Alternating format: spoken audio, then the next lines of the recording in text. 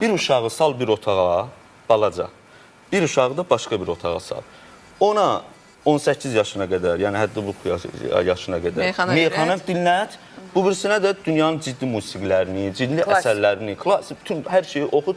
Sonra onların ikisini də burax cəmiyyətə və kənardan müşahidə elə. Biri bu meyxanaya qulaq asan, 07-nin qabağını süni şəkildə qaldırıb, aftoşluq eləyən bir uşaq olacaq, adam olacaq. Tam razıyam. Bəli, deyəcək sözündən, sən necə, mən dediyimdən dönmərəm. Belə tip adam olacaq. Bu birisi sivil, intellektual, mədəni, dünya, dilləri bilən, dünya ilə diyaloqa girməyi bacaran bir insan olacaq. Doğru, gəlməkdə çox düz deyirsən. Bizə hansı insan lazım? Amma sizi tənqid edən o qədər çox adam olmadı ki.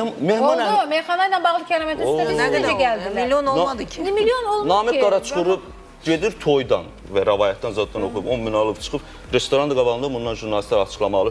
Deyir ki, o kəramətin psixi problemləri var. Əlbəttə sənin üçün psixi olacaq. Çünki sənin çörəyinin mane olur. Sənin maşının təkəri məndən yekədir.